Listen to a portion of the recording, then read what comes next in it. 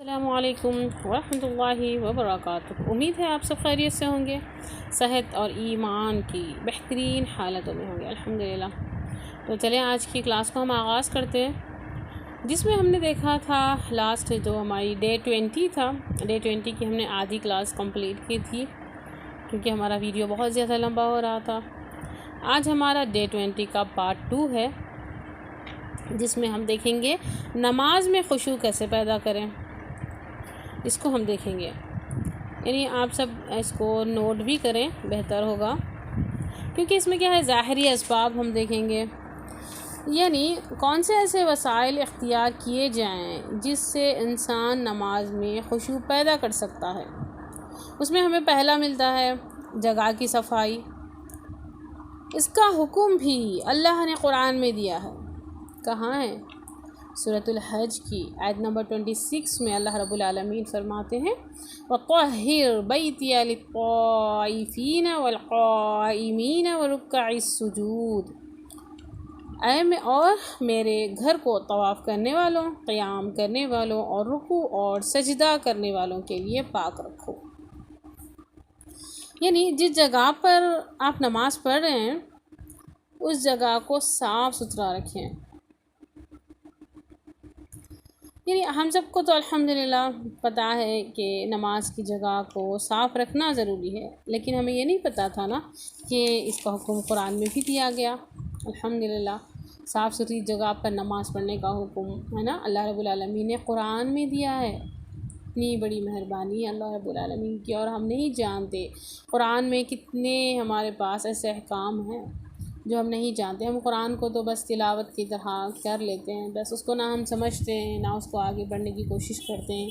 उसको तर्जुमे के साथ या तफसीर के साथ जब हम पढ़ेंगे तो इंशाअल्लाह ताला अल्लाह रब्बुल आलमीन के सारे अहकामात हमें मालूम हो जाएं। तो आप सब भी कोशिश करें कि कुरान को तफसीर या तर्जुमे के साथ पढ़ने की कोशिश करें, ठीक है ना। देखिए जब हम ये पढ़ रहे हैं, जहाँ जहाँ पर अल्लाह रब्बुल आलमीन के अहकामात हैं उसको हम मालूम होगा ना कि हम कैसे पढ़ेंगे, कहाँ है इस हुक्म हर एक चीज़ का। तो देखिए मस्जिद को साफ़ रखने की जगह का भी हुक्म दिया गया। हज़रत आयशा रज़ियल्लाहु ताला अन्हुमा से मरवी है कि रसूलुल्लाह सल्लल्लाहु अलैहि वसल्लम ने हुक्म फरमाया, महलों में मस्जिदें बनाई जाएं और इन्हें पाक व साफ़ रखा जाए और उनमें खुशबू लगाई जाए।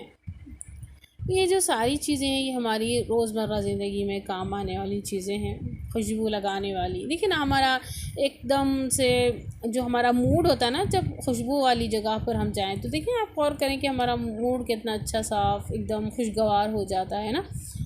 तो इसी तरह जहाँ पर नमाज़ पढ़नी हो वहाँ पर हमें खुशू चाहिए, हमें हर चीज़ में, है ना, खुशबू। जब खुशबू वाला माहौल हो तो हम अच्छे से नमाज भी अदा कर सकते हैं। अच्छा, एक मरतबा इसको देखें कि खुशबू जब लगाएं तो इसका मतलब ये नहीं कि इतनी ज़्यादा खुशबू लगा लें कि फिर हमारा कंसंट्रेशन ही अलग हो जाए या फिर किसी किसी को एलर्जी सी हो जाती है, इस तरह के नहीं। ऐसी खुशबू लगाएं जो आपको ख़ुद को महसूस हो रही है। कपड़ों में खुशबू हो लेकिन बाहर किसी को तकलीफ़ देने वाली ना हो। अब इसमें कई सारे वसाइल आते हैं, जैसे हम अपने ज़िंदगी में, आम सी ज़िंदगी में हम देखें तो अगर लेडीज़ हैं, ख़वातीन हैं तो किचन में काम करती हैं। अब किचन की जो भी वो पकवान करती हैं उसकी स्मेल सी हमारे कपड़ों में आ जाती है लेडीज़ के, उसकी वजह से नमाज में खुशू ख़त्म हो जाता है। या फिर किसी के ऐसे मसले हो जाते हैं कि उनके जिस्म से एक बदबू सी महसूस होती है, यानी कि पाक साफ़ नहीं रहते, या फिर पसीना आ जाता है तो फिर वो क्या करते हैं, बास का मसला ये है कि वो टैल्कम पाउडर लगा लेते हैं। पता नहीं क्यों लगाते टैल्कम पाउडर, उससे बदबू तो नहीं जाती, लेकिन उससे क्या होता है कि उसे एक अलग ही किस्म की स्मेल शुरू हो जाती है, जिससे सामने वाला इंसान बहुत ज़्यादा परेशान होता है। अगर जमात में अगर आप चले जाएं तो जमात की जगह में देखें, ख़ुद तो आप अपने आप को फ़ील महसूस करते होंगे, लेकिन सामने वालों को तकलीफ़ जब होती है तो उनकी नमाज़ तो गई, उनकी नमाज़ भी ख़राब हो जाएगी, उनकी नमाज़ से खुशू ख़त्म हो जाता है और फ़रिश्तों को भी अज़ियत होती है ना। अब बाज़ का मसला ये होता है कि जब वो मतलब अपने बाजू उठा लेते हैं, बाज़ मर्द हज़रात का भी मसला हो जाता है, जब वो अपने बाजू उठाते हैं तो उसमें से भी अजीब क़स्म की स्मेल आ जाती है ना, वो फिर सारे माहौल में फैल जाती है और लोगों को तकलीफ़ होती है। जो बाजू में अगर कोई खड़ा नमाज़ पढ़ रहा हो तो फिर उसकी तो नमाज गई। तो आप लोग अपने आप को देखें कि अपनी साफ़ सफाई, अपने जिस्म की साफ़ सफाई, उसके जो अगर अनाउंस के बाल हैं या कोई ऐसी गंदगी है जिसके हमें नहीं रहना चाहिए, उसकी वजह से हमारे पास स्मेल हो जाती है, तो उसको पहले ही साफ़ करें। और फिर नेक्स्ट क्या करें कि लिबास में सादगी हो। लिबास में सादगी के लिए देखें, हज़रत आयशा रज़ियल्लाहु ताला अन्हुमा से रिवायत है कि नबी करीम सल्लल्लाहु अलैहि वसल्लम ने एक चादर में नमाज़ पढ़ी जिसमें नक्श व निगार थे। आप सल्लल्लाहु अलैहि वसल्लम ने उन्हें एक मरतबा देखा, फिर जब नमाज से फारिग हुए तो फरमाया कि मेरी ये चादर अबू जहम के पास ले जाओ और उनकी अन बिजानिया वाली चादर ले आओ, क्योंकि इसमें इस मुनक्कश चादर ने मुझे मेरी नमाज में दूसरी तरफ मुतवज्जे कर दिया। तो इसका मतलब क्या हुआ कि हम जहाँ पर नमाज़ पढ़ रहे हैं, यानी जाए नमाज़ पर नमाज़ पढ़ रहे हैं जहाँ पर भी, तो वहाँ का क्या है डिज़ाइन वगैरह होता है, तो उस वक्त वो अपने आप को अब हम सबको वहाँ पर अट्रैक्ट करता है। तो इस तरह की जाए नमाज से हमें दूर रहना चाहिए, या फिर एकदम से बिल्कुल सी सादी जाए नमाज रख लें। और जो ड्रेस होता है, जो हमारा लिबास होता है, वो भी एकदम से ऐसा ढीला ढाला लिबास हो। मर्द हज़रात है तो वो भी देखें, गौर करें। और अगर औरतें हैं तो वो अपने पैंट की तरफ देखें कि जब भी वो रुकू में जाएं तो ये ना हो कि पीछे से पैंट का हिस्सा उठ जाए और अपने टखने नज़र आने लगें। इस तरह की बहुत सारी चीज़ें होती हैं जो अपने लिबास पर गौर व फिक्र करने की होती हैं, उसको देखें और ज़रूर अपने आप को पूरी तरह से लिबास में ढांक लें। और माहौल से जो तस्वीरों वाली जगह होती है, तस्वीरों वाली चीज़ें होती हैं, उन्हें दूर कर लें। हज़रत अनस रज़ियल्लाहु ताला अन्हु से रिवायत है कि हज़रत आयशा रज़ियल्लाहु ताला अन्हुमा के पास एक पर्दा था जिसे उन्होंने घर की एक तरफ लटका रखा था। नबी सल्लल्लाहु अलैहि वसल्लम ने उसे देखकर फरमाया, हमारे सामने से अपना ये पर्दा हटा दो, क्योंकि उसकी तस्वीरें मुसलसल मेरी नमाज में आती रहती हैं। तो आप देखें कि इस तरह की भी कोई तस्वीरें हैं, ये भी वहाँ नहीं है, ठीक है। अगर कोई अगर तस्वीर वाली जगह है तो वहाँ पर फरिश्ते भी नहीं आते। इसको भी आप गौर करें, अपनी आजू बाजू की जगहों पर मुशाहिदा करें कि कहीं कोई चीज़ ऐसी ना रह जाए जिसकी वजह से हमारी नमाज में खलल हो। और तस्वीरें हों तो ख़ास करके फरिश्ते भी नहीं आते। इबादत की जगह से बेमकसद चीज़ों को दूर कर देना। उम्मे मंसूर सफ़िया बिन्त शीबा कहती हैं कि मुझे बनु सलीम की एक खातून ने ख़बर दी जिसने हमारे घरों के अक्सर बच्चों की पैदाइश के वक्त दाई का काम किया करता था कि रसूलुल्लाह सल्लल्लाहु अलैहि वसल्लम ने उस्मान बिन तलहा को खासिद के ज़रिए बुलवाया। ये कहा कि ख़ुद इन्होंने उस्मान से पूछा कि नबी करीम सल्लल्लाहु अलैहि वसल्लम ने तुम्हें क्यों बुलाया था।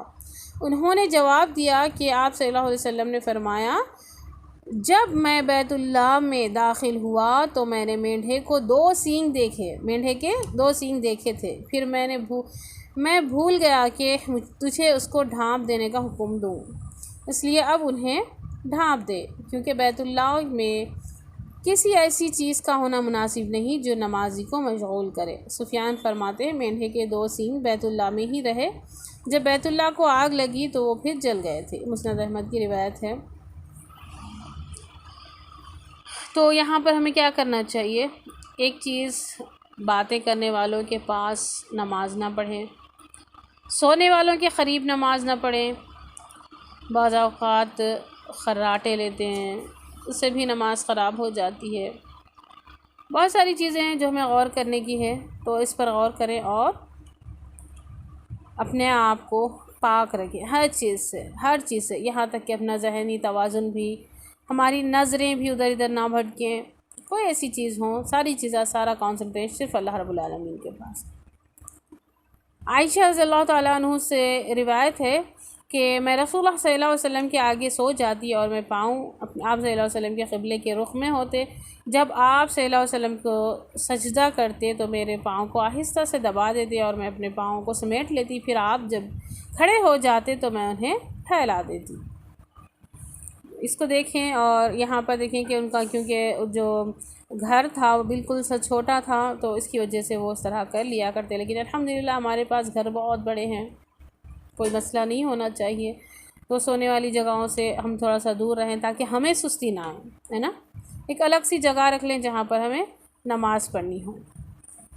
और खाने और ख़ज़ाए हाजत की मौजूदगी में नमाज ना पढ़ना। रसूलुल्लाह सल्लल्लाहु अलैहि वसल्लम ने फरमाया, जब रात को खाना पेश कर दिया जाए, नमाज की अक़ामत हो जाए तो फिर पहले खाना खा लो। यानी ये बताया गया कि अगर आप खाना आपके सामने है, आपको भूख भी बहुत ज़्यादा लग रही है, लेकिन मसला क्या है कि आपकी नमाज़ वहाँ पर खड़ी हो गई। तो देखिए यहाँ पर मेरे नबी ने कितना, यानी कि रहमतुल लिल आलमीन ने फरमाया पहले तुम खाना खा लो, क्योंकि अल्लाह रब्बुल आलमीन जब आप खाना नमाज के लिए खड़े हों और आपको भूख लग रही है तो आपका कंसंट्रेशन अल्लाह से हटकर फिर खाने की तरफ आ जाता है। तो ये भी नहीं होनी चाहिए। रसूलुल्लाह सल्लल्लाहु अलैहि वसल्लम ने फरमाया, जब कोई शख्स ख़ज़ाए हाजत का इरादा करे तो नमाज के लिए इक़ामत कही जाए तो पहले ख़ज़ाए हाजत से फ़ारिग़ हो। यानी अगर टॉयलेट जाना है, अब ये नहीं कि बाज़ वक्त सबको ये मसला हो जाता है, अक्सर लोग चलें ठीक है नमाज़ पढ़ लेते हैं, नमाज़ पढ़ने के बाद टॉयलेट जाके आ जाते हैं, वरना फिर वज़ू करना पड़ेगा, है ना। जब वज़ू टूट जाएगा तो फिर वज़ू करना पड़ेगा। ये सारी चीज़ें नहीं, आप अपने आप को, अपने नफ्स को बार बार याद दिलाना है कि हमें रब के सामने खड़े ना है। जब हम नमाज में हों तो हमें याद रखना है कि हम किससे बातें कर रहे हैं।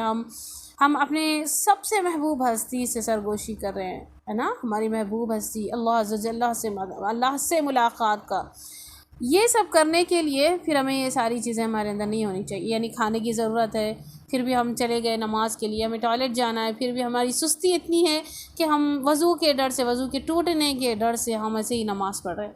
इन सारी चीज़ों को अपने आप को रोके रखें। नींद के गलबे में भी नमाज नहीं पढ़नी। रसूलुल्लाह सल्लल्लाहु अलैहि वसल्लम ने फरमाया, जब नमाज़ पढ़ते वक्त किसी को ऊँग आ जाए तो उसे सो जाना चाहिए, यहाँ तक कि उससे नींद का असर ख़त्म हो जाए। इसलिए कि जब तुम में से कोई शख्स नमाज़ पढ़ता है और वो ऊँग रहा हो तो फिर वो नहीं जानता कि माग़फ़िरत तलब कर रहा है या अपने नफ्स को बदुआ दे रहा है। देखिए इस तरह की चीज़ें भी हो सकती हैं। तो अल्लाह रब्बुल आलमीन ने और हुज़ूर सल्लल्लाहु अलैहि वसल्लम ने फरमाया कि जब नींद का गलबा हो तब भी हमें नमाज़ नहीं पढ़नी। कुछ देर लेट लें या थोड़ा सा ख़ैलुला की तरह कर लें, कुछ सेकंड, कुछ वक्त, कुछ मिनट्स, फिर उसके बाद नमाज के लिए आ जाएं। नेक्स्ट देखें दूसरा बातिनी असबाब। ये याद रखना है कि हमारा नफ्स यानी नमाज के साथ एक मुआरका है, एक जंग है, इसे लड़ना है ना। कि नफ्स को बार बार याद दिलाएं कि हम अल्लाह के सामने करें, अल्लाह से मुलाक़ात कर रहे हैं। इब्नुल क़य्यिम कहते हैं, अल्लाह के सामने बंदे का क़याम दो तरह का है, एक नमाज में खड़े होना, दूसरा उस दिन खड़ा होना जिस दिन वो अल्लाह से मुलाक़ात करेगा। जो पहले खड़े होने का हक़ अदा करेगा उसके लिए दूसरे खड़े होने का मुक़ाम पर भी खड़ा होना आसान हो जाएगा। जो उस खड़े होने को हक़ीर जानेगा उसका हक़ अदा नहीं करेगा, उस पर वो दूसरा खड़ा होना सख्त कर देगा। अच्छा जी, ये दूसरा खड़ा होना कौन सा है? क़यामत के दिन जब अल्लाह रब्बुल आलमीन के सामने खड़े होंगे तो आप अपने आप को एहसास रखें कि जब भी आप नमाज़ पढ़ रहे हैं तो अल्लाह के सामने जब आप कर रहे हैं तो उसका एहसास भी रखें कि यार मैं अब अल्लाह के सामने खड़ी हूँ या खड़ा हूँ, और अपने आप को अल्लाह के सामने पेश करें और अपनी जितनी भी यानी कि गुनाह हैं सारी की सारी अल्लाह से माफ़ी मांगे। जब इस एहसास के साथ आप इस दुनिया में नमाज में खड़े होंगे, वही एहसास अगर अल्लाह क़यामत के रोज़ जब हमें खड़े ना तो है हमें, लेकिन वो आसान होगा अगर हम यहाँ पर अल्लाह के सामने खड़े को हक़ीर जानेंगे और पता नहीं जहन किधर है, ज़बान किधर है, नज़रें किधर है पता नहीं, और हमने नमाज़ पढ़ ली और उठ कर चले गए तो फिर वहाँ पर खड़ा होना बहुत सख्त होगा। एहसान के दर्जे पर अल्लाह की इबादत करना, ये कौन है? एहसान के दर्जे पर अल्लाह की इबादत करना। नबी सल्लल्लाहु अलैहि वसल्लम ने फरमाया, एहसान ये है कि तुम अल्लाह की इस तरह इबादत करो कि गोया तुम उसे देख रहे हो। अगर ये दर्जा ना हासिल हो तो फिर ये समझो कि वो तुमको देख रहा है। ये तो बेशक देख रहा है, लेकिन हमें समझना भी है अल्लाह की कुदरत को, सोचना। तुम इस बात से कैसे भाग सकते हो कि तुम उस हस्ती के सामने खड़े होते हो जो तुमसे बातें कर रहा है और वह हर चीज़ पर कुदरत रखता है, हर चीज़ का क़ादिर है।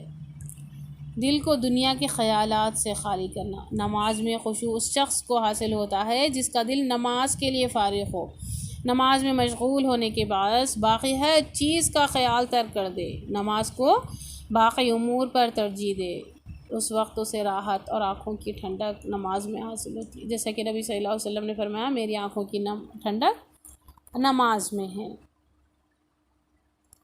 यहाँ पर देखें क्या बात हो रही है। यहाँ पर नमाज में मशगूल होने के लिए हर चीज़ का ख्याल तर्क कर देना है। यानी हमें करना क्या है, दुनिया को हक़ीर समझना है, ठीक है, दुनिया को हक़ीर समझना है। और जो हमारे ज़िंदगी के जो यानी कि जो भी काम काज हैं सारे के सारे छोड़ना है। अब जब नमाज का टाइम आ जाए तो आप गौर करें, सोचें कि अभी एक तरफ नमाज है और एक तरफ हमारा वो ज़रूरी काम है, तो दोनों में कंपेयर करके देखें कि कौन सी चीज़ ज़्यादा अहमियत रखती है, नमाज या फिर वो काम जो दुनिया का है। ये देखकर आप अपने आप को अल्लाह की तरफ राग़िब करें। जो दुनिया के जो काम काज है उसको हक़ीर समझना है। नबी सल्लल्लाहु अलैहि वसल्लम ने फरमाया, अगर अल्लाह ताला के यहाँ दुनिया की क़द्र क़ीमत मच्छर के पर के बराबर भी होती तो वो उसमें काफिर को या फिर नाशुक्रे को पानी का एक घूंट भी ना पिलाता। इसका मतलब देखें, हमने तो आप मच्छर आप हाथ में रख के देखें, देखिए उसकी क्या ही अहमियत है। आपने बस एक ज़ोर से मारा कि वो फिर मर गया, उसका पर की बात हो रही है, यहाँ पर मच्छर की भी बात नहीं हो रही, पर की बात हो रही है। अगर पर की बराबर भी अगर अल्लाह के पास अहमियत होती तो फिर इस दुनिया के जो भी काफिर हैं, जो भी नाशुक्रे हैं, सबको अल्लाह रब्बुल आलमीन पानी का एक घूंट भी नहीं देता। तो इसका मतलब ये हुआ कि अल्लाह के सामने खड़े होना इस दुनिया के हर एक चीज़ से बहुत ज़्यादा अहमियत रखता है।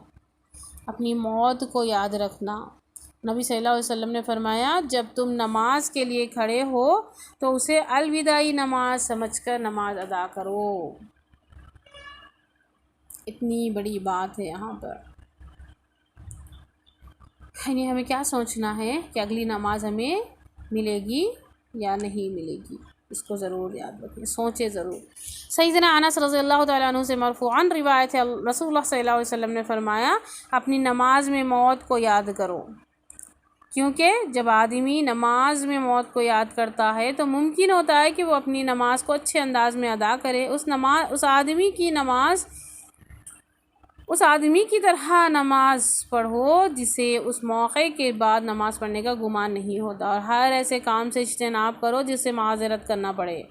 नमाज में शऊर की कैफियत को मलहूज़ रखना है, रब से शऊर के साथ मुनाजात करना है। नबी सल्लल्लाहु अलैहि वसल्लम ने फरमाया, बेशक नमाजी अपने रब से मुनाजात कर रहा होता है और तुम में से हर एक को इस बात का ख्याल रखना चाहिए कि वह अपने रब से किस किस्म की मुनाजात कर रहा है। यानी नमाज में रब से शऊरी तौर से बातें करना है, शऊरी तौर से अपने आप को अल्लाह के सामने रखना है। कुरानी आयात और दुआओं का तदब्बुर से पढ़ना। अफला यतदब्बरून अल-कुरान अम अला कुलूबिन अक़फ़ालुहा,